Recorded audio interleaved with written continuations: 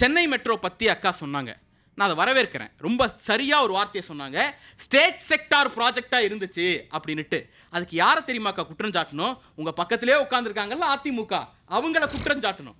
ஏன்னா சென்னை மெட்ரோ, இன்னைக்கு நாமெல்லாம் போகிறோம்ல மெட்ரோ, அந்த மெட்ரோவுக்கான திட்டமிடல் 2019ஆம் ஆண்டு டிபிஆர் போகுதுக்கா.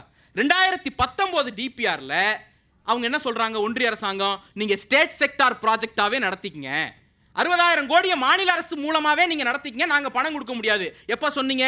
2019. அப்போ யார் ஆட்சி? அதிமுக. யார் கூட்டணி? உங்க கூட்டணி. அப்போ உங்க கூட்டணி கட்சியால் செய்ய முடியாததை 2024 எதிரில் நின்று சாதித்து காட்டிய கட்சி திராவிட முன்னேற்ற கழகம். சென்ட்ரல் ஃபண்டிங்கை வாங்கி காட்டியது நாங்கள். வீதியில் இறங்கி போராடி 40 சீட்டுக்கு 0 ஆக்குன பிறகு நீங்க கொடுத்தீங்க. அது ஆசிய வளர்ச்சி வங்கி இல்லையா? அப்போ இல்ல, அது அதுல ஒரு கணக்கு இருக்கு. நேத்தி கூட அவங்களுடைய ஒன்றிய அமைச்சர் என்ன சொல்லியிருக்காரு, இந்தியாவிலேயே எந்த மெட்ரோவுக்கும் கொடுக்காத வகையில் 60,000 கோடியை கொடுத்தோம் அப்படிங்கிறாங்க.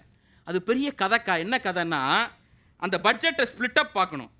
அதுல மொத்த நிதி இருக்குல்ல, அதுல 7,424 கோடி ஒன்றிய அரசாங்கத்தோடது, 22,226 கோடி மாநில அரசாங்கத்தோடது, 33,395 கோடி கடன்.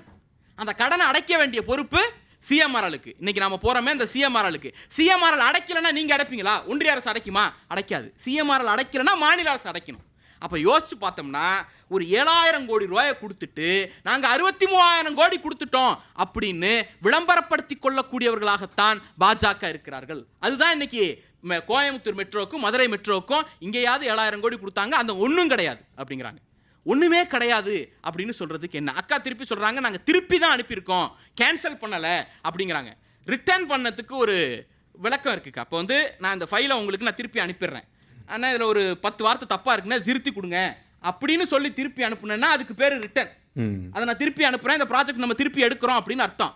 இல்லை இது சரி வராது, வேற ப்ராஜெக்ட்டுக்கு போயிடுங்க, சொல் புதிது, இது சரியில்லை, வெறும் விவாதம் மட்டும் நடத்திப்போம் அப்படின்னு நான் உங்களுக்கு ஃபைல் அனுப்புனேன்னு வச்சுக்கங்க, இந்த திட்டத்தை நம்ம கைவிட்டோம்னு அர்த்தம், இந்த திட்டத்தை நம்ம நிராகரிச்சிட்டோம்னு அர்த்தம். இப்போ அவங்க ஃபைல் அனுப்பியிருக்கிறது கூடுதல் கோப்பு கேட்டு அனுப்பலை, கேள்வி கேட்டு அனுப்பலை, இது செல்லாது, இது சரி வராது, நீங்கள் வேற போயிடுங்க, பஸ் விட்டுக்குங்க, பிஆர்டிஎஸ் விட்டுக்குங்க அப்படின்னு சொல்லி அனுப்பியிருக்கிறாங்க. டேட்டா பத்தலைன்னு ஏதோ சொன்னாங்களே, என்ன டேட்டா பத்தலை?